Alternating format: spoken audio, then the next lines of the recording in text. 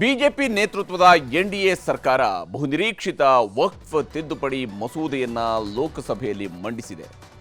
ಕೇಂದ್ರ ಅಲ್ಪಸಂಖ್ಯಾತ ವ್ಯವಹಾರಗಳ ಸಚಿವ ಕಿರಣ್ ರಿಜಿಜು ವಕ್ಫ್ ಬೋರ್ಡ್ನ ಸಕ್ರಮಗಳ ಜೊತೆಗೆ ಕಾನೂನು ಬಾಹಿರ ಕೃತ್ಯಗಳನ್ನು ಕೂಡ ಎಳೆ ಎಳೆಯಾಗಿ ಇವತ್ತು ಲೋಕಸಭೆಯಲ್ಲಿ ಬಿಚ್ಚಿಟ್ರು. ಯಾವ ಕಾರಣಕ್ಕಾಗಿ ಇಂಥದ್ದೊಂದು ತಿದ್ದುಪಡಿ ಮಸೂದೆಯನ್ನು ತರಬೇಕಾಯಿತು ಅನ್ನುವಂಥದ್ದನ್ನು ಕೂಡ ವಿವರಿಸುವಂತಹ ಕೆಲಸವನ್ನು ಮಾಡಿದರು. ಇನ್ನು ಪ್ರತಿಪಕ್ಷದವರ ವಿರೋಧದ ಮಧ್ಯೆಯೇ ಈ ವಕ್ಫ್ ಬಿಲ್ ಮಂಡನೆಯಾಗಿದ್ದು ಲೋಕಸಭೆಯಲ್ಲಿ ಬಹಳ ವಿಸ್ತೃತವಾದಂತಹ ಚರ್ಚೆಯೂ ಕೂಡ ನಡೆದಿದೆ. ಅದರ ಬಗ್ಗಿನ ವರದಿ ನಿಮಗೆ ತೋರಿಸ್ತೀನಿ.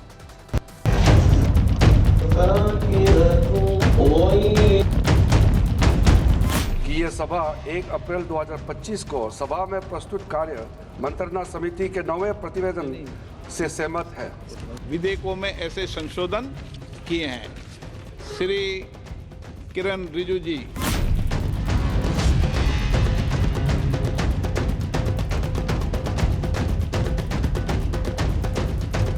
ಕಳೆದೊಂದು ದಶಕದಿಂದ ಚರ್ಚೆಯಲ್ಲಿದ್ದ, ಕಳೆದ 7 ತಿಂಗಳ ಹಿಂದೆ ಪ್ರಸ್ತಾಪವಾಗಿದ್ದ, ಅದಾದ ನಂತರ ಜಂಟಿ ಸಂಸದೀಯ ಸಮಿತಿಯ ಪರಿಶೀಲನೆಯಲ್ಲಿದ್ದ ವಕ್ಫ್ ತಿದ್ದುಪಡಿ ಮಸೂದೆ 2024 ಇಂದು ಲೋಕಸಭೆಯಲ್ಲಿ ಮಂಡನೆಯಾಗಿದೆ. ये सभा 1 अप्रैल 2025 को सभा में प्रस्तुत कार्य मंत्रणा समिति के 9वें प्रतिवेदन से सहमत है. विधेयकों में ऐसे संशोधन किए हैं. श्री किरण रिजिजू जी. ರಾಷ್ಟ್ರ ರಾಜಕಾರಣದಲ್ಲಿ ತೀವ್ರ ಚರ್ಚೆಯಲ್ಲಿದ್ದ ವಕ್ಫ್ ತಿದ್ದುಪಡಿ ಮಸೂದೆ ಕಡೆಗೂ ದೇಶದ ಮುಂದೆಯೇ ಅನಾವರಣಗೊಂಡಿದೆ. ಸಂಸತ್ ಆವರಣದಿಂದ ಹಿಡಿದು ದೇಶದ ಮೂಲೆ ಮೂಲೆಯಲ್ಲೂ ಇದರ ಬಗ್ಗೆ ಚರ್ಚೆ ಜೋರಾಗಿತ್ತು. ಒಂದಿಷ್ಟು ಮಂದಿಗೆ ದೊಡ್ಡ ಆತಂಕವೂ ಮನೆ ಮಾಡಿತ್ತು. ಕೇಂದ್ರ ಸರ್ಕಾರ ನಿರೀಕ್ಷಿಸಿದ್ದಂತೆ ಸಂಸತ್ನಲ್ಲಿ ವಕ್ಫ್ ತಿದ್ದುಪಡಿ ಮಸೂದೆ 2024 ಮಂಡಿಸಲು ರೆಡಿಯಾಗ್ತಿದ್ದಂತೆ ವಿರೋಧ ಪಕ್ಷಗಳು ಮಸೂದೆ ಅಂಗೀಕಾರಕ್ಕೆ ಅವಕಾಶ ಕೊಡಬಾರದು ಅಂತ ವಿರೋಧಿಸಲು ಎದ್ದು ನಿಂತಿದ್ದವು. ಹಾಗೆ ನೋಡಿದ್ರೆ ಲೋಕಸಭೆ ಕಲಾಪಕ್ಕೂ ಮೊದಲೇ ಕಾಂಗ್ರೆಸ್ ಸೇರಿ ವಿಪಕ್ಷಗಳೆಲ್ಲ ಸಭೆ ನಡೆಸಿ ಮಸೂದೆಯನ್ನ ವಿರೋಧಿಸಲು ನಿರ್ಧರಿಸಿದ್ದವು. ये जो कम्युनलिज्म कर रहे हैं इसका हम विरोध करते हैं. It is unconstitutional. इसको हम विरोध करेंगे. वक्फ बिल ये एक कम्युनिटी को टारगेट कर रहे हैं, हम उसका पुरजोर विरोध करेंगे. The Waqf can claim any land to be theirs. That is not the case. It is only land which has been voluntarily donated to the Waqf which can become Waqf land. So there's a lot of misconception in the general public, but they are playing to a larger audience and they're likely to get away because they have a majority in the House. ಆದರೆ ಪ್ರತಿಪಕ್ಷಗಳ ಇಂತಹ ಎಚ್ಚರಿಕೆ ವಿರೋಧದ ನಡುವೆಯೇ ಕೇಂದ್ರ ಸರ್ಕಾರ ವಕ್ಫ್ ತಿದ್ದುಪಡಿ ಮಸೂದೆಯನ್ನ ಮಂಡನೆ ಮಾಡಿದೆ.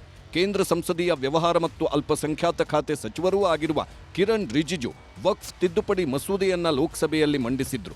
ಬಿಲ್ ಮಂಡನೆ ಮಾಡಿದ ನಂತರ ಯಾವ ಕಾರಣಕ್ಕಾಗಿ ವಕ್ಫ್ ಕಾಯ್ದೆಗೆ ತಿದ್ದುಪಡಿ ತರಲಾಗಿದೆ ಎನ್ನುವುದನ್ನು ಸದನಕ್ಕೆ ವಿವರಿಸುತ್ತಲೇ ಹಿಂದಿನ ಯುಪಿಎ ಸರ್ಕಾರ ಅಂಗೀಕರಿಸಿದ್ದ ವಕ್ಫ್ ಕಾಯ್ದೆಯಲ್ಲಿದ್ದ ಲೋಪಗಳನ್ನು ಪಟ್ಟಿ ಮಾಡುತ್ತಾ ಹೋದ್ರು. अगर आज हम ये संशोधन लेके नहीं आते तो जिस सदन में हम बैठे हैं ये पार्लियामेंट बिल्डिंग इसको भी क्लेम किया जा रहा था. एयरपोर्ट बसंत विहार. ಹೀಗೆ ತಮ್ಮ ಹೊಸ ಮಸೂದೆಯಿಂದಾಗಿಯೇ ಪಾರ್ಲಿಮೆಂಟ್ ಭವನ ಕೂಡ ಉಳಿಯುತ್ತದೆ ಎಂದು ಕಿರಣ್ ರಿಜಿಜು ಪ್ರತಿಪಾದಿಸಿದ್ದು ಪ್ರತಿಪಕ್ಷಗಳನ್ನು ಕೆರಳಿಸಿತ್ತು. ರಿಜಿಜು ಮಾತುಗಳಿಗೆ ತೀವ್ರ ಆಕ್ಷೇಪವನ್ನು ವ್ಯಕ್ತಪಡಿಸಿದ್ರು.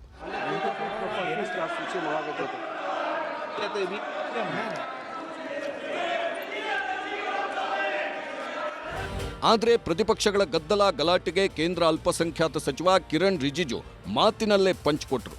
ಈಗ ಮಸೂದೆಯನ್ನ ವಿರೋಧಿಸುತ್ತಿರುವವರ ಹೃದಯ ಬದಲಾಗುತ್ತೆ ಎಂದು ನನಗನ್ನಿಸುತ್ತಿದೆ ಎಂದು ಕಾಲೆಳೆದ್ರು. ಅಲ್ಲದೆ ಇಂತಹ ತಿದ್ದುಪಡಿಯನ್ನ ತಂದಿದ್ದಕ್ಕೆ ಕೋಟಿ ಕೋಟಿ ಮುಸ್ಲಿಮರು ನಮಗೆ ಆಶೀರ್ವಾದ ಮಾಡುತ್ತಿದ್ದಾರೆ ಎಂದು ಛೇಡಿಸಿದ್ರು. कि जो जो लोग इस बिल को विरोध कर रहे थे वो हृदय में भी बदलाव होगा. पॉजिटिव सोच के साथ इस बिल में सब समर्थन करेंगे. ये मैं विश्वास के साथ आप आगे अपना बात रखना चाहता हूँ. इस बिल को यहाँ रखने का मौका दिया है. करोड़ों करोड़ों गरीब मुसलमान बहने दुआ देने वाला है. दुआ में अकेला क्यों लूं? ये दुआ आप भी लेना चाहिए. इस बिल को समर्थन दीजिए. ये मेरा अनुरोध है अध्यक्ष महोदय. ಹೀಗೆ ವಕ್ಫ್ ತಿದ್ದುಪಡಿ ಮಸೂದೆ ಮಂಡನೆಯಾಗುತ್ತಿದ್ದಂತೆ ಅದರ ಮೇಲೆ ವಿಸ್ತೃತ ಚರ್ಚೆ ಕೂಡ ನಡೆದಿದೆ. ಯಾವುದೇ ವಿರೋಧಗಳಿದ್ದರೂ ಮಾತಿನ ಮೂಲಕವೇ ಪ್ರಜಾಪ್ರಭುತ್ವದ ದೇಗುಲವಾಗಿರುವ ಲೋಕಸಭೆಯಲ್ಲಿ ವ್ಯಕ್ತಪಡಿಸಬೇಕು. ಹಾಗೆಯೇ ಮಾತಿನ ಮೂಲಕವೇ ತಮ್ಮ ನಿಲುವುಗಳನ್ನು ಸಮರ್ಥಿಸಿಕೊಳ್ಳಬೇಕು. ಆ ಕೆಲಸವನ್ನು ಆಡಳಿತ ಮತ್ತು ಪ್ರತಿಪಕ್ಷಗಳು ಮಾಡಿವೆ. ಪ್ರತಿಪಕ್ಷಗಳ ವಿರೋಧಕ್ಕೆ ಟಕ್ಕರ್ ಕೊಟ್ಟ ಕೇಂದ್ರ ಗೃಹ ಸಚಿವ ಅಮಿತ್ ಶಾ ಕಿರಣ್ ರಿಜಿಜು ಸದನದಲ್ಲಿ ಈ ಹಿಂದೆ ಬಿಲ್ ಮಂಡನೆ ಮಾಡಿದ ನಂತರ ನಾವು ಜಂಟಿ ಸಂಸದೀಯ ಸಮಿತಿಯ ಅಧ್ಯಯನಕ್ಕೆ ಒಪ್ಪಿಸಿದ್ದೆವು. ಆದರೆ ನಾವು ಮಾಡಿದ ಸಮಿತಿ ಕಾಂಗ್ರೆಸ್ನವರು ಹಿಂದೆ ಮಾಡುತ್ತಿದ್ದಂತಹ ಸಮಿತಿ ಅಂತಲ್ಲ, ನಮ್ಮದು ತಲೆ ಓಡಿಸಿ ಕೆಲಸ ಮಾಡುವಂತಹ ಸಮಿತಿ ಎಂದು ವಕ್ಫ್ ತಿದ್ದುಪಡಿ ಮಸೂದೆಯಲ್ಲಿ ಮಾಡಿರುವ ತಿದ್ದುಪಡಿಗಳನ್ನು ಸಮರ್ಥಿಸಿಕೊಂಡರು. इस सरकार का इस बिल के द्वारा 4 इनके मूल उद्देश्य है. पहला मूल उद्देश्य है कि संविधान को कमजोर करना, टू डाइल्यूट द कॉन्स्टिट्यूशन. इनका दूसरा उद्देश्य है भ्रम फैलाना, to defame the minority communities of India. इनका तीसरा उद्देश्य है to divide the Indian society. हमेशा एक हमारे बीच में एक लिटिगेशन चलता रहे, मसला और बढ़ता जाए, ये उनका उद्देश्य है. और चौथा इनका उद्देश्य डाइल्यूट, डिफेम, डिवाइड, और चौथा इनका उद्देश्य है to disenfranchise the minority communities. Committee के जो सुझाव थे ये भारत सरकार की कैबिनेट ने स्वीकार किए और अमेंडमेंट के रूप में किरण रिजिजू जी लेकर आए. तो ये कांग्रेस जैसी कमेटियां नहीं, हमारी लोकतांत्रिक कमेटी है मान्यवर, जो दिमाग चलाती है. कांग्रेस के जमाने में कमेटियां होती थी जो थप्पा लगाती थी. हमारी कमेटी चर्चा करती है, चर्चा के आधार पर विचार करती है और परिवर्तन करती है. अगर परिवर्तन को स्वीकार ही नहीं करना है तो कमेटी काहे को लिए है भाई? ಇಷ್ಟಕ್ಕೂ ಕೇಂದ್ರ ಸರ್ಕಾರ ಹೇಳಿರುವ ಪ್ರಕಾರ ವಕ್ಫ್ ಬೋರ್ಡ್ನ ಅಡಿಯಲ್ಲಿ ದೇಶಾದ್ಯಂತ ಒಟ್ಟು 8.7 ಲಕ್ಷದಷ್ಟು ವಕ್ಫ್ ಆಸ್ತಿಗಳಿವೆ. ಇದರಲ್ಲಿ ಸುಮಾರು 9.7 ಲಕ್ಷ ಎಕರೆ ವಕ್ಫ್ ಹೆಸರಲ್ಲಿ ಭೂಮಿ ಇದ್ದು, ದೇಶದ ಅತಿ ಹೆಚ್ಚು ಜಮೀನು ಹೊಂದಿರೋ 3ನೇ ಸಂಸ್ಥೆ ವಕ್ಫ್ ಬೋರ್ಡ್ ಆಗಿದೆ. ಈಗ ವಕ್ಫ್ ತಿದ್ದುಪಡಿ ಮಸೂದೆ 2024 ಸಂಸತ್ನಲ್ಲಿ ಅಂಗೀಕಾರವಾಗಿ ಕಾಯ್ದೆಯ ರೂಪ ಪಡೆದರೆ ಇನ್ನು ಮುಂದೆ ವಕ್ಫ್ ಆಸ್ತಿ ಸಾರ್ವಜನಿಕರ ಆಸ್ತಿ ಆಗಲಿದೆ. ಕೇಂದ್ರ ಸರ್ಕಾರದ ಜೊತೆಗೆ ಆಯಾ ರಾಜ್ಯ ಸರ್ಕಾರಗಳಿಗೂ ಆದಾಯ ತಂದುಕೊಡಲಿದೆ ಅನ್ನೋದು ಕೇಂದ್ರ ಸಚಿವರ ವಾದ. ಅದಕ್ಕೆ ವಕ್ಫ್ ತಿದ್ದುಪಡಿ ಬಿಲ್ ಅಂಗೀಕಾರಕ್ಕೆ ಕೇಂದ್ರ ಸರ್ಕಾರ ತಯಾರಿ ಮಾಡಿಕೊಂಡಿದೆ. ಆದರೆ ಕೇಂದ್ರ ಸರ್ಕಾರ ವಕ್ಫ್ ಕಾಯ್ದೆಯ ಬಗ್ಗೆ ಭ್ರಮೆ ಹುಟ್ಟಿಸಿ ರಾಜ್ಯಗಳ ಕೈಯಲ್ಲಿದ್ದ ಅಧಿಕಾರವನ್ನು ಕಿತ್ತುಕೊಳ್ಳುತ್ತಿದೆ ಎಂದು ಕಾಂಗ್ರೆಸ್ ಸಂಸದ ಗೌರವ್ ಗೊಗೋಯ್ ವಕ್ಫ್ ಕಾಯ್ದೆಯ ತಿದ್ದುಪಡಿಗಳನ್ನು ವ್ಯಾಖ್ಯಾನಿಸಿದ್ದಾರೆ. ಮತ್ತೊಂದೆಡೆ ಎಸ್ಪಿ ನಾಯಕ ಅಖಿಲೇಶ್ ಯಾದವ್ ಕೂಡ ಮಸೂದೆಯನ್ನ ತೀವ್ರವಾಗಿ ವಿರೋಧಿಸಿದ್ದಾರೆ. सर दुख की बात करनी पड़ेगी सर कि जेपीसी में ये कहते हैं कि सबका इन्होंने राय सुना, लेकिन आपको भी पता है विपक्ष के द्वारा एक भी संशोधन को इन्होंने स्वीकार नहीं किया. ये किस प्रकार का? हमने भी बहुत से जेपीसी देखे हैं सर, ऐसा जेपीसी नहीं देखा जहां पर क्लॉज बाय क्लॉज डिस्कशन भी नहीं हुआ सर. पूरी तरीके से वोटिंग हो गई. भारतीय जनता पार्टी तो वो दल है, जमीन बस देख ले, इन्हें जमीन से बहुत प्यार है. रेलवे, डिफेंस, सबसे ज्यादा जमीन है इनके पास. रेलवे को बेचा इन्होंने, डिफेंस की जमीनें भी की हैं, और अब बचा है वक्फ बोर्ड, उसकी भी जमीन बेचने की तैयारी है. ಅತ್ತ ಪಾರ್ಲಿಮೆಂಟ್ನಲ್ಲಿ ವಕ್ಫ್ ತಿದ್ದುಪಡಿ ಮಸೂದೆ ಮೇಲೆ ಚರ್ಚೆ ನಡೆಯುತ್ತಿದ್ರೆ ಸದನದ ಹೊರಗೆ ಸುನ್ನಿ ಮತ್ತು ಶಿಯಾ ಮುಸ್ಲಿಂ ಮುಖಂಡರು ಕೆರಳಿ ಕೆಂಡವಾಗಿದ್ದಾರೆ. ವಕ್ಫ್ ತಿದ್ದುಪಡಿ ಮಸೂದೆ 2024 ಬಿಲ್ ಜಾರಿ ಮಾಡಲು ಬಿಡಲ್ಲ, ಇದರ ವಿರುದ್ಧ ದೇಶಾದ್ಯಂತ ಹೋರಾಟ ಮಾಡ್ತೀವಿ, ಅಲ್ಲದೆ ನಾವು ಒಗ್ಗೂಡಿ ಕಾನೂನು ಹೋರಾಟ ನಡೆಸ್ತೀವಿ ಅಂತಿದ್ದಾರೆ. ಇನ್ನೊಂದೆಡೆ ಮುಸ್ಲಿಂ ಸಮುದಾಯದವರಿಂದಲೇ ಸರ್ಕಾರಕ್ಕೆ ಜೈಕಾರವೂ ಮೊಳಗಿದೆ. All our objections, if this bill is passed in the parliament, then we make it clear that we will not sit idle. हम जो है देशव्यापी अभियान छेड़ेंगे पूरे देश में.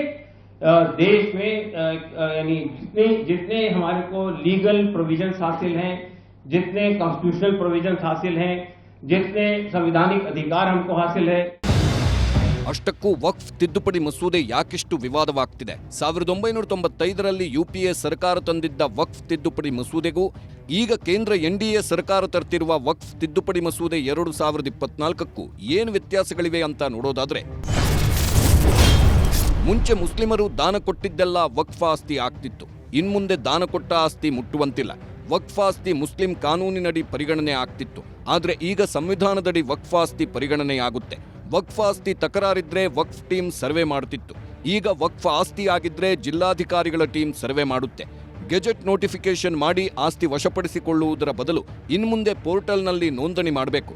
ವಕ್ಫ್ ಕಮಿಟಿಯಲ್ಲಿ ಮುಸ್ಲಿಂ ಪುರುಷರಷ್ಟೇ ಇದ್ರು. ಇನ್ಮುಂದೆ ವಕ್ಫ್ ಮಂಡಳಿಯಲ್ಲಿ ಮುಸ್ಲಿಂ ಮಹಿಳೆಯರಿಗೂ ಆದ್ಯತೆ ಸಿಗಲಿದೆ. ವಕ್ಫ್ ಆಸ್ತಿಯಲ್ಲಿ ಧರ್ಮ ಶಿಕ್ಷಣ ಮದರಸಾ ಸ್ಥಾಪನೆ ಆಗ್ತಿತ್ತು. ಇನ್ಮುಂದೆ ಧರ್ಮದ ಜೊತೆ ಪಠ್ಯ ಶಿಕ್ಷಣ ನೀಡಲಾಗುತ್ತೆ. ವಕ್ಫ್ ಎಂದು ಯಾವತ್ತೋ ಉಲ್ಲೇಖವಾಗಿದ್ದರ ಮುಟ್ಟುಗೋಲು ಆಗ್ತಿತ್ತು. ಈಗ ಮೂಲಪತ್ರದಿಂದ ಎಲ್ಲಾ ದಾಖಲೆ ಕೊಡಬೇಕು. ವಕ್ಫ್ ಬೋರ್ಡ್ನಲ್ಲಿ ಮುಸ್ಲಿಮರಷ್ಟೇ ಸದಸ್ಯರಾಗಿದ್ರು. ಇದೀಗ ಕೇಂದ್ರ ಸಚಿವರು, 3 ಸಂಸದರು, ಮುಸ್ಲಿಮೇತರರಿಗೂ ಸ್ಥಾನ ಸಿಗಲಿದೆ. ವಕ್ಫ್ ಮಂಡಳಿ ಹೇಳಿದಾಗ ಭೂಮಿ ಪರಾಭಾರೆ ಆಗ್ತಿತ್ತು. ಆದರೆ 90 ದಿನದೊಳಗೆ ಹೈಕೋರ್ಟ್ನಲ್ಲಿ ಮನವಿ ಸಲ್ಲಿಸಬಹುದು. ಹೀಗೆ ಸದ್ಯ ಜಾರಿಯಲ್ಲಿರುವ ವಕ್ಫ್ ಕಾಯ್ದೆಗೆ ಅಮೂಲಾಗ್ರ ಬದಲಾವಣೆಗಳನ್ನ ಹೊಸ ತಿದ್ದುಪಡಿ ಮಸೂದೆಯಲ್ಲಿ ಕೇಂದ್ರ ಸರ್ಕಾರ ಮಾಡುತ್ತಿದೆ. ಅಲ್ಲದೆ ವಕ್ಫ್ ಕಾಯ್ದೆಯನ್ನ ಇನ್ನು ಮುಂದೆ ಉಮೀದ್ ಎಂದು ಕರೆಯಲಾಗುತ್ತದೆ. ಈ ಮೂಲಕ ವಕ್ಫ್ ಆಸ್ತಿಯ ವಿಚಾರದಲ್ಲಿ ಬಿಜೆಪಿ ಕೊಟ್ಟಿದ್ದ ಭರವಸೆಯಂತೆಯೇ ಈಗ ಕಾಯ್ದೆಗೆ ತಿದ್ದುಪಡಿ ತಂದು ಆಸ್ತಿಯ ರಕ್ಷಣೆ ಮಾಡುತ್ತಿದ್ದೇವೆ ಮತ್ತು ಬಡ ಮುಸ್ಲಿಮರು ಹಾಗೂ ಮಹಿಳೆಯರಿಗೂ ನ್ಯಾಯ ಒದಗಿಸುತ್ತಿದ್ದೇವೆ ಎನ್ನುತ್ತಿದೆ. ಆದರೆ ಈ ಮಸೂದೆಯನ್ನ ತೀವ್ರವಾಗಿ ವಿರೋಧಿಸುತ್ತಿರುವ ಮುಸ್ಲಿಂ ಸಮುದಾಯದ ಧರ್ಮಗುರುಗಳು ಮುಂದೇನು ಮಾಡ್ತಾರೆ ಎಂದು ನೋಡಬೇಕಿದೆ. Bureau report, news 18. 2 ವರ್ಷಗಳಿಂದ ಸಿದ್ದರಾಮಯ್ಯ ಸರ್ಕಾರ ಬೆಲೆ ಏರಿಕೆ ಮಾಡ್ತಿದೆ ಅಂತ ಬಿಜೆಪಿಯವರು ದೊಡ್ಡದಾದಂಥ ಹೋರಾಟವನ್ನು ಕೈಗೆತ್ತಿಕೊಂಡಿದ್ದಾರೆ. ಬೆಲೆ ಏರಿಕೆಯಿಂದಾಗಿ ಜನ ಹೈರಾಣ ಆಗಿದ್ದಾರೆ ಅಂತಾನೂ ಕೂಡ ಈಗಾಗಲೇ ಆರೋಪವನ್ನು ಮಾಡ್ತಾ ಇದ್ರು. ಅದರ ಬಗ್ಗೆ ಮಾಧ್ಯಮಗಳ ಮುಂದೆ ಮಾತನಾಡ್ತಾ ಇದ್ರು. ಇವತ್ತಿನಿಂದ ದೊಡ್ಡ ಮಟ್ಟದ ಹೋರಾಟವನ್ನು ಶುರು ಮಾಡಿದ್ದಾರೆ. ಯಾಕಂದರೆ ಕಾಂಗ್ರೆಸ್ನವರು ಕೂಡ ಅಧಿಕಾರಕ್ಕೆ ಬರುವಂತಹ ಸಂದರ್ಭದಲ್ಲಿ ಗ್ಯಾರಂಟಿಗಳನ್ನು ಘೋಷಣೆ ಮಾಡಿದ್ದು ಜನ ಬೆಲೆ ಏರಿಕೆಯಿಂದ ತತ್ತರಿಸಿ ಹೋಗಿದ್ದಾರೆ, ಅವ್ರಿಗೇನೋ ಕಷ್ಟಕ್ಕೆ ಸಹಾಯ ಆಗಬೇಕು ಅಂತೇಳಿ ಗ್ಯಾರಂಟಿ ಕೊಟ್ಟರು. ಈಗ ಆ ಗ್ಯಾರಂಟಿ ಕೊಟ್ಟಂಥವರೇ ಬೆಲೆ ಏರಿಕೆ ಮೇಲೆ ಬೆಲೆ ಏರಿಕೆಯನ್ನು ಮಾಡ್ತಾ ಹೋಗ್ತಾರೆ.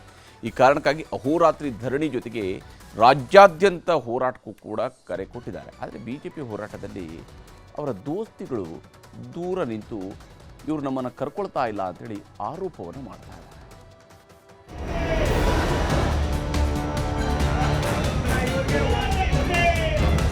ಬೆಲೆ ಏರಿಕೆಗಳಿಂದ ಇವತ್ತು ರಾಜ್ಯ ತತ್ತರಿಸಿ ಹೋಗಿದ್ದಾರೆ ಜನರು. ನಾವು ಕರ್ನಾಟಕದಲ್ಲಿ ನೋಡ್ತಾ ಇದ್ದೀರಿ, ಅಲಿಬಾಬಾ ಮತ್ತು ಕಾಂಗ್ರೆಸ್ಸಿನ ಕಳ್ಳು. ಕಾಂಗ್ರೆಸ್ ಸರ್ಕಾರದ ಬೆಲೆ ಏರಿಕೆ ನೀತಿ ವಿರೋಧಿಸಿ ಬಿಜೆಪಿ ಇಂದಿನಿಂದ ಅಹೋರಾತ್ರಿ ಧರಣಿ ಕೈಗೊಂಡಿದೆ. ಬೆಂಗಳೂರಿನ ಫ್ರೀಡಂ ಪಾರ್ಕ್ನಲ್ಲಿ ಹೋರಾಟ ಶುರು ಮಾಡಿದ್ದು ಮಾಜಿ ಸಿಎಂ ಬಿಎಸ್ ಯಡಿಯೂರಪ್ಪ ಹೋರಾಟಕ್ಕೆ ಚಾಲನೆ ಕೊಟ್ಟಿದ್ದಾರೆ. ಬೆಲೆ ಏರಿಕಾಸುರರ ವಿರುದ್ಧ ಬಿಜೆಪಿ ಸಮರ ಅಂತ ತಮಟೆ ಬಾರಿಸುವ ಮೂಲಕ ಹೋರಾಟಕ್ಕೆ ನಾಂದಿ ಹಾಡಿದ್ರು.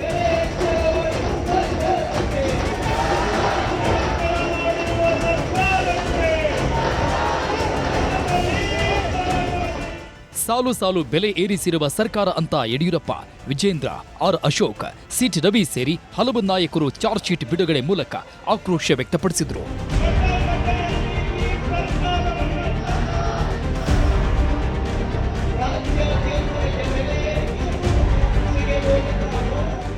ಇನ್ನು 10 ತಲೆಯ ರಾವಣ ಸರ್ಕಾರ ಅಂತ CM Siddaramaiah, DCM DK Shivakumar, doctor MC Sudhakar, Krishna Byre Gowda, Ramalinga Reddy, Santosh Lad, Priyank Kharge, Dinesh Gundu Rao, RB Timmapur, KJ George ಸಚಿವರ ಮುಖ ಇರುವ ಭಾವಚಿತ್ರವನ್ನ ರಾವಣನ ಮುಖಕ್ಕೆ ಹಾಕಿದ್ರು.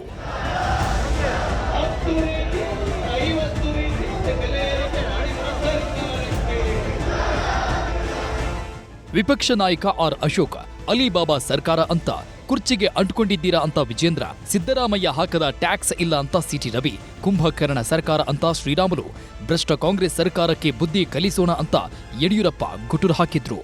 ಹೋರಾಟದ ಮೂಲಕ ಈ ಸರ್ಕಾರಕ್ಕೆ ಪಾಠವನ್ನು ಕಲಿಸಬೇಕಾಗಿದೆ. ಈ ಸರ್ಕಾರದ ಉಸಿರು ಕಟ್ಟೋ ರೀತಿಯಲ್ಲಿ ಮೂಗಿಡಿದು ಜನ ಇದ್ದ ಕಡೆ ಗಮನ ಕೊಡೋಗಿಲ್ಲ ಅಂದ್ರೆ ಅಧಿಕಾರ ಬಿಟ್ಟು ತೊಲಗೋ ಅಂತ ಹೇಳುವಂತ ಮಾತನ್ನ ನಾವು ಹೇಳಬೇಕಾಗಿದೆ. ಅಲಿಬಾಬಾ ಮತ್ತು 40 ಜನ ಕಳ್ಳರು ಅಂತ, ಚೋರ್ 40 ಚೋರ್. ಇವತ್ತು ನಾವು ಕರ್ನಾಟಕದಲ್ಲಿ ನೋಡ್ತಾ ಇದ್ದೀರಿ, ಅಲಿಬಾಬಾ ಮತ್ತು ಕಾಂಗ್ರೆಸ್ಸಿನ ಕಳ್ಳರು ಅಂತ. ಮುಖ್ಯಮಂತ್ರಿಗಳೇ, ಆ ಮುಖ್ಯಮಂತ್ರಿ ಕುರ್ಚಿಯಿಂದ ಕೆಳಗಿಳಿರೆ ಯಾರು ಕೂಡ ಕಸ್ಕೊಳ್ಳಲ್ಲ. ಬೇಕಾದ್ರೆ ಡಿಕೆ ಶಿವಕುಮಾರ್ನು ಜೊತೆಲಿ ಕರ್ಕೊಂಡೋಗಿ, ನಿಮ್ಮ ಕುರ್ಚಿಯ ಅಭದ್ರತೆ ನಿಮಗೆ ಕಾಡ್ತಾ ಇದ್ರೆ. ಗಾಳಿ ಮೇಲೆ ಒಂದು ಟ್ಯಾಕ್ಸ್ ಹಾಕಿಲ್ಲ, ಆಡು ಮುಟ್ಟದ ಸೊಪ್ಪಿಲ್ಲ. ಸಿದ್ದರಾಮಯ್ಯನವ್ರ ಸರ್ಕಾರ ಹಾಕ್ತಾ ಇರುವ ತೆರಿಗೆ ಆಡು ಮುಟ್ಟದ ಸೊಪ್ಪಿಲ್ಲ. ಹಾಗೆ ಸಿದ್ದರಾಮಯ್ಯನವ್ರ ಸರ್ಕಾರ ಹಾಕ್ತಾ ಇರುವ ತೆರಿಗೆಯೇ ಇಲ್ಲ. ಯಾವ ಕಾರಣ ಯಾವ ರೀತಿಯಲ್ಲಿ ನಿದ್ದೆಯನ್ನು ಹೋಗ್ತಾ ಇದ್ದಾರೋ ಆ ರೀತಿಯಲ್ಲಿ ಸರ್ಕಾರ ಕೂಡ ಕುಂಭಕರ್ಣ ರೀತಿಯಲ್ಲಿ ಇವತ್ತು ನಿದ್ದೆ ಮಾಡ್ತಾ ಇದೆ. ಈ ಕುಂಭಕರ್ಣವನ್ನು ಎಬ್ಬಿಸ್ಬೇಕಲ್ಲ. ಈ ಕುಂಭಕರ್ಣನ್ನು ಎಬ್ಬಿಸ್ಬೇಕಾದ್ರೆ ಈ ರಾಜ್ಯದಲ್ಲಿ ನಿಂತ ಭಾರತೀಯ ಜನತಾ ಪಾರ್ಟಿ ಕಾರ್ಯಕರ್ತರೆಲ್ಲರೂ ಒಂದಾಗಿ ಒಂದ್ ಕಡೆ ಸರ್ಕಾರದ ವಿರುದ್ಧ ಬಿಜೆಪಿ ಹೋರಾಟಕ್ಕಿಳಿದಿದೆ. ಆದರೆ ಬಿಜೆಪಿ ಹೋರಾಟಕ್ಕೆ ದೋಸ್ತಿ ಪಕ್ಷ ಜೆಡಿಎಸ್ ಸಾಥ್ ನೀಡಿಲ್ಲ. ಯಾಕಂದ್ರೆ ಜೆಡಿಎಸ್ ಪಕ್ಷವನ್ನ ಹೋರಾಟಕ್ಕೆ ಬನ್ನಿ ಅಂತ ಬಿಜೆಪಿಯವರು ಆಹ್ವಾನವನ್ನೇ ಕೊಟ್ಟಿಲ್ಲ. ಇದಕ್ಕೆ ಪುಷ್ಟಿ ಕೊಟ್ಟಿದ್ದ ಜೆಡಿಎಲ್ಪಿ ನಾಯಕ ಸುರೇಶ್ ಬಾಬು ಅಸಮಾಧಾನದ ಮಾತನಾಡಿದ್ರು. ಎರಡೂ ಪಕ್ಷಗಳ ನಡುವೆ ಸಮನ್ವಯತೆ ಇಲ್ಲದಂತಾಗಿದೆ. ಇವತ್ತಿನ ಬಿಜೆಪಿ ಹೋರಾಟಕ್ಕೆ ನಮಗೆ ಮಾಹಿತಿ ಇಲ್ಲ. ಎಚ್ಡಿಕೆ ಯಾರಿಗೂ ಮಾಹಿತಿ ಇಲ್ಲ ಎಂದಿದ್ದಾರೆ. ಇದಕ್ಕೆ ಪ್ರತಿಕ್ರಿಯೆ ನೀಡಿರುವ ಬಿಜೆಪಿ ರಾಜ್ಯಾಧ್ಯಕ್ಷ ಬಿವೈ ವಿಜೇಂದ್ರ, ನಮ್ಮಲ್ಲಿ ಏನೋ ವ್ಯತ್ಯಾಸಗಳಾಗಿರಬಹುದು, ಅದನ್ನ ಸರಿಪಡಿಸಿಕೊಂಡು ಮುಂದೆ ಒಟ್ಟಾಗಿ ಹೋಗುವ ಮಾತಾಡಿದ್ದಾರೆ. ಬಿಜೆಪಿಯವರು ಇವತ್ತು ನಮ್ಮನ್ನು ಯಾರನ್ನು ಕರೆದ ರೀತಿಯಲ್ಲಿ ಈ ಹೋರಾಟಕ್ಕೆ, ಈ ಬೆಲೆ ಏರಿಕೆ ವಿಚಾರದಲ್ಲಿ ನಮ್ಮನ್ನ ಎಲ್ಲೋ ಒಂದ್ ಕಡೆ ಕಡೆಗಣಿಸ್ತಾ ಇರತಕ್ಕಂಥದ್ದು ಸರಿಯಲ್ಲ ಅಂತಕ್ಕಂಥದ್ದು ನನ್ನ ಭಾವನೆ. ನಾವು ಸಹ ಈ ಬೆಲೆ ಏರಿಕೆ ವಿರುದ್ಧ ಹೋರಾಟದ ಬಗ್ಗೆ ನಾವು ಚರ್ಚೆ ಮಾಡ್ತಾ ಇದ್ದೇವೆ, ಒಂದು ಕಾರ್ಯತಂತ್ರ ರೂಪಿಸ್ತಾ ಇದ್ದೇವೆ ಅಂತ ಮಾತನ್ನ ನಿಖಿಲ್ ಕುಮಾರಸ್ವಾಮಿ ಅವರು ಕೂಡ ಹೇಳಿದ್ದಾರೆ. ಮತ್ತೆ ಈ ಒಂದು ಸರ್ಕಾರದ ವಿರುದ್ಧ ತತ್ಕ್ಷಣ ಸ್ಪಂದನೆ ಮಾಡಬೇಕಾದ್ರೆ ನಮ್ಮ ಕರ್ತವ್ಯ ಇದೆ. ಏನೇ ಸಣ್ಣ ಪುಟ್ಟ ಗೊಂದಲ ಇದ್ರೂ ಕೂಡ ನಾವು ಮಾತನಾಡ ಬಗೆಹರಿಸ್ತೇವೆ. ಇನ್ನು ಬಿಜೆಪಿ ನಾಯಕರ ಪ್ರತಿಭಟನೆಯಲ್ಲಿ ಬಳ್ಳಾರಿ ಬಿಜೆಪಿ ಸ್ನೇಹಿತರ ಸಿಟ್ಟು, ಮುನಿಸು ಎದ್ದು ಕಾಣುತ್ತಿತ್ತು. ಬಿ ಶ್ರೀರಾಮುಲು, ಜನಾರ್ದನ್ ರೆಡ್ಡಿ ಇಬ್ಬರು ಒಂದೇ ವೇದಿಕೆಯಲ್ಲಿದ್ದರೂ ಒಬ್ಬರನ್ನೊಬ್ಬರು ಮಾತಾಡಿಸದೆ ದೂರವಿದ್ರು. ಶ್ರೀರಾಮುಲು ಭಾಷಣದ ಮಧ್ಯೆನೇ ರೆಡ್ಡಿ ಎದ್ದು ಹೋದ್ರು. ಬೆಲೆ ಏರಿಕೆ ವಿರುದ್ಧ ಬಿಜೆಪಿ ನಾಯಕರ ಹೋರಾಟ ಒಪ್ಪುವಂಥದ್ದೇ. ಆದರೆ 2 ವರ್ಷಗಳಿಂದ ನಿರಂತರವಾಗಿ ಬೆಲೆ ಏರಿಸಿದ ಮೇಲೆ ಈ ಹೋರಾಟ ಮಾಡ್ತಿದ್ದಾರೆ. ಇನ್ನು ಕೇಂದ್ರ ಸರ್ಕಾರದ ಬೆಲೆ ಏರಿಕೆ ವಿರುದ್ಧ ಯಾಕೆ ಮಾತಾಡಲ್ಲ ಅಂತ ಡಿಕೆ ಶಿವಕುಮಾರ್ ಗುಡುಗಿದ್ರು. ಅವರು KRC ನಾವು ಏನು ವಿದ್ಯುತ್ ಬೆಲೆನ ಕಡಿಮೆ ಮಾಡಿದ್ದಾರೆ ಅದ್ರ ಬಗ್ಗೆ ಮಾತಾಡ್ತಾರ. ಹಾಲನ್ನ ದರ ರೈತರಿಗೆ ಸಹಾಯ ಮಾಡಬಾರ್ದಾ? ಇವರು ಬೂಸ, ಪೆಟ್ರೋಲು, ಡೀಸೆಲು ಬೆಲೆ ಎಲ್ಲ ಕಡಿಮೆ ಮಾಡಲಿ, ಅವರೆಲ್ಲ ಅವ್ರಿಗೆಲ್ಲ ಅನುಕೂಲ ಮಾಡಲಿ ಅಂತೇಳಿ. ಸೊ ರೈತರ ವಿರೋಧಿ ಬಿಜೆಪಿ ಅನ್ನೋದಕ್ಕೆ ಇದೇ ಸಾಕ್ಷಿ. ಬೆಲೆ ಏರಿಕೆ ಪ್ರತಿಭಟನೆ ಮಧ್ಯೆ ಬಿಜೆಪಿ ಶಾಸಕರ ಅಮಾನತು ಮಾಡಿದ್ದನ್ನು ಖಂಡಿಸಿ ಬಿಜೆಪಿಯವರು ವಿಧಾನಸೌಧದ ಎದುರು ಪ್ರತಿಭಟನೆ ಮಾಡಿದ್ರು. ಶಾಸಕರ ಅಮಾನತು ಆದೇಶ ವಾಪಸ್ ಪಡೆಯಬೇಕು ಅಂತ ಸ್ಪೀಕರ್ ಕಚೇರಿಗೂ ಮನವಿ ಸಲ್ಲಿಸಿದ್ರು.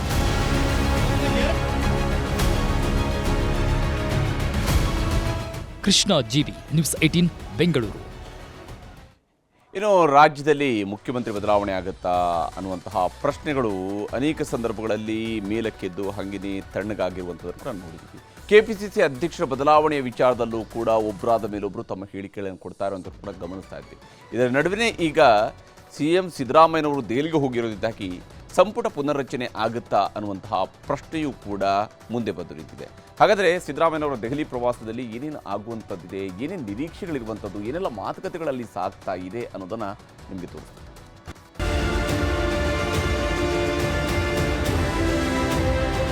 ಮುಖ್ಯಮಂತ್ರಿ ಸಿದ್ದರಾಮಯ್ಯ ದೆಹಲಿಯಲ್ಲಿ ಬಿಡಾರ ಹೂಡಿದ್ದಾರೆ. ಮುಖ್ಯಮಂತ್ರಿಗಳ ಜೊತೆ ಲೋಕೋಪಯೋಗಿ ಸಚಿವ ಸತೀಶ್ ಜಾರಕಿಹೊಳಿ, ಸಮಾಜ ಕಲ್ಯಾಣ ಸಚಿವ HC ಮಹದೇವಪ್ಪ ಕೂಡ ತೆರಳಿದ್ರು. ಆದರೆ CM ಸಿದ್ದರಾಮಯ್ಯ ಜೊತೆಗೆ ಹೋಗದೆ ಹುಬ್ಬಳ್ಳಿಯಿಂದ ಪ್ರತ್ಯೇಕವಾಗಿ ಉಪಮುಖ್ಯಮಂತ್ರಿ DK ಶಿವಕುಮಾರ್ ದೆಹಲಿಗೆ ಹೋದ್ರು. DK ಶಿವಕುಮಾರ್ ಅವರನ್ನ ಬಿಟ್ಟು CM ಸಿದ್ದರಾಮಯ್ಯ ಅಂಡ್ ಟೀಮ್ ಮೊದಲು ಕೇಂದ್ರ ಸಾರಿಗೆ ಸಚಿವ ನಿತಿನ್ ಗಡ್ಕರಿ ಅವರನ್ನ ಭೇಟಿಯಾಗಿ ರಾಜ್ಯದ ಪ್ರಮುಖ ರಸ್ತೆಗಳ ಅಭಿವೃದ್ಧಿಗೆ ಅನುದಾನ ನೀಡುವಂತೆ ಮನವಿ ಮಾಡಿದ್ರು.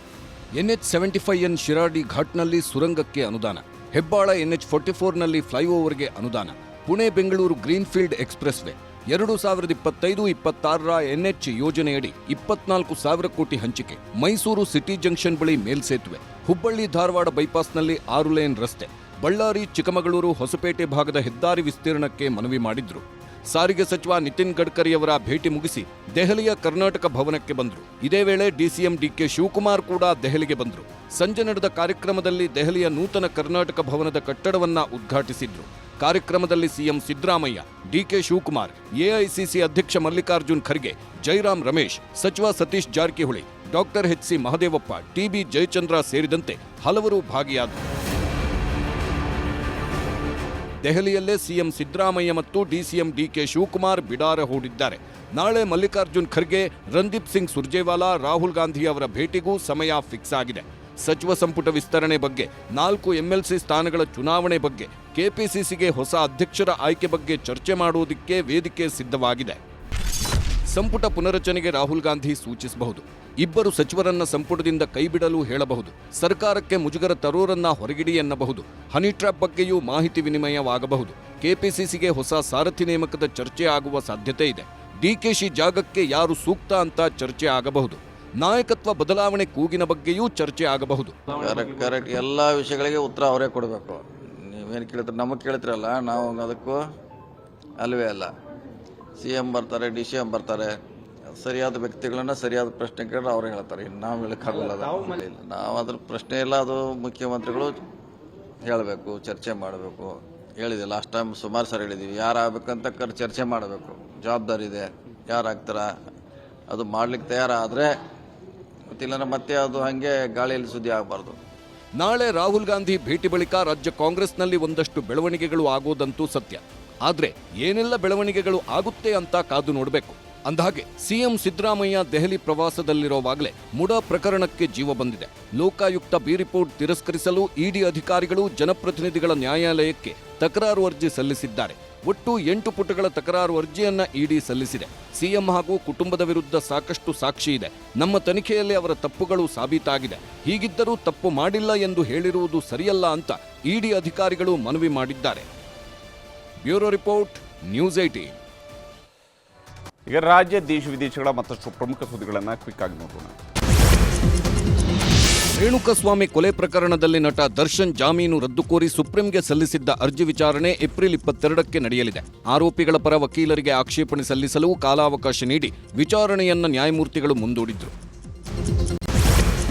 ಎಂಎಲ್ಸಿ ರಾಜೇಂದ್ರ ಹತ್ಯೆಗೆ ಸುಪಾರಿ ಪ್ರಕರಣದ ಮಾಸ್ಟರ್ ಮೈಂಡ್ ಸೋಮ ಶರಣಾಗಿದ್ದಾನೆ. ಸೋಮನ ಆಪ್ತ ಭರತ್ನನ್ನ ಪೊಲೀಸರು ಅರೆಸ್ಟ್ ಮಾಡಿದ್ದಾರೆ. ರಾಜೇಂದ್ರ ಹತ್ಯೆಯ ಸ್ಕೆಚ್ ಬಗ್ಗೆ ಭರತ ಮಾರ್ಗದರ್ಶನ ನೀಡಿದ್ದ. ಸೋಮನ ಅಣತೆಯಂತೆ ಈತ ಟೀಮನ್ನ ಲೀಡ್ ಮಾಡುತ್ತಿದ್ದನಂತೆ. ಮಂಡ್ಯದಲ್ಲಿ ಲವ್ ಮನಿ ದೋಖಾ ಕಹಾನಿಯೊಂದು ಬೆಳಕಿಗೆ ಬಂದಿದೆ. ಒಬ್ಬನ ಜೊತೆ ನಿಶ್ಚಿತಾರ್ಥ, ಇನ್ನೊಬ್ಬನ ಜೊತೆ ಸಂಸಾರ, ಮತ್ತೊಬ್ಬನ ಜೊತೆ ಮದುವೆ. ಈ ರೀತಿ ಯುವತಿಯೊಬ್ಬಳು 3 ಪ್ರೀತಿ ಹೆಸರಲ್ಲಿ ನಂಬಿಸಿ ಮೋಸ ಮಾಡಿದ್ದಾಳೆ. ಮೋಸಗಾತಿ ಯುವತಿಯನ್ನ ವೈಷ್ಣವಿ ಎಂದು ಗುರುತಿಸಲಾಗಿದೆ. ಈ ಬಗ್ಗೆ ಸಂತ್ರಸ್ತ ಶಶಿ ದೂರು ದಾಖಲಿಸಿದ್ದಾನೆ. ಥಾಯ್ಲೆಂಡ್ನ ಬ್ಯಾಂಕಾಕ್ನಲ್ಲಿ ನಾಳೆಯಿಂದ 4ನೇ ತಾರೀಕಿನವರೆಗೆ 6ನೇ ಬಿಮ್ಸ್ಟೆಕ್ ಶೃಂಗಸಭೆ ಮತ್ತು ಸಂಬಂಧಿತ ಸಭೆಗಳು ನಡೆಯಲಿವೆ. ಈ ಶೃಂಗಸಭೆಯಲ್ಲಿ ಭಾಗಿಯಾಗಲು ಪ್ರಧಾನಿ ಮೋದಿ ಥಾಯ್ಲೆಂಡ್ ಪ್ರವಾಸ ಕೈಗೊಂಡಿದ್ದಾರೆ. ಇದಾದ ಬಳಿಕ ಏಪ್ರಿಲ್ 4ರಿಂದ 6ರವರೆಗೆ ಶ್ರೀಲಂಕಾ ಪ್ರವಾಸ ಕೈಗೊಳ್ಳಲಿದ್ದಾರೆ. ಗ್ರೀಕ್ನ ಬಂದರ್ನಲ್ಲಿ 100 ಟನ್ಗೂ ಅಧಿಕ ಪ್ರಮಾಣದ ಮೀನುಗಳು ಸಾವನ್ನಪ್ಪಿವೆ. ಹವಾಮಾನ ಬದಲಾವಣೆಯಿಂದ ಮೀನುಗಳ ಸಾವಿನ ಶಂಕೆ ಇದ್ದು, ಪ್ರವಾಸಿ ತಾಣವಾದ ಒಲೋಸ್ ಸಮುದ್ರ ತೀರಕ್ಕೆ ಜನರ ಪ್ರವೇಶ ನಿಷೇಧಿಸಲಾಗಿದೆ. ಪ್ರವಾಸೋದ್ಯಮ ಅವಲಂಬಿತ ವ್ಯಾಪಾರ ವಹಿವಾಟು ಸ್ಥಗಿತಗೊಂಡು 80% ಆರ್ಥಿಕ ನಷ್ಟ ಉಂಟಾಗಿದೆ. ಗ್ರೀಕ್ ದ್ವೀಪವಾದ ಪರೋಸ್ನಲ್ಲಿ ಭಾರೀ ಮಳೆಯಿಂದಾಗಿ ವ್ಯಾಪಕ ಪ್ರವಾಹ ಉಂಟಾಗಿದ್ದು, ಜನವಸತಿ ಪ್ರದೇಶಗಳು ಜಲಾವೃತಗೊಂಡಿವೆ. ರಸ್ತೆಯಲ್ಲಿದ್ದ ವಾಹನಗಳು ಪ್ರವಾಹದಲ್ಲಿ ಕೊಚ್ಚಿ ಹೋಗಿವೆ. ಶಾಲಾ, ಕಾಲೇಜು, ಕಚೇರಿಗಳು ಬಂದಾಗಿದ್ದು ಜನಜೀವನ ಅಸ್ತವ್ಯಸ್ತಗೊಂಡಿದೆ. ಇದಾಗಿತ್ತು ಇವತ್ತಿನ ಸೂಪರ್ ಪ್ರೈಮೇಟ್ 9. ಈಗ ಒಳನೋಟ ವಿಶೇಷ ಕಾರ್ಯಕ್ರಮ ಪ್ರಸಾರವಾಗುತ್ತೆ. ನೋಡ್ತಾ ಇರಿ ನ್ಯೂಸ್ 18 ಕನ್ನಡ.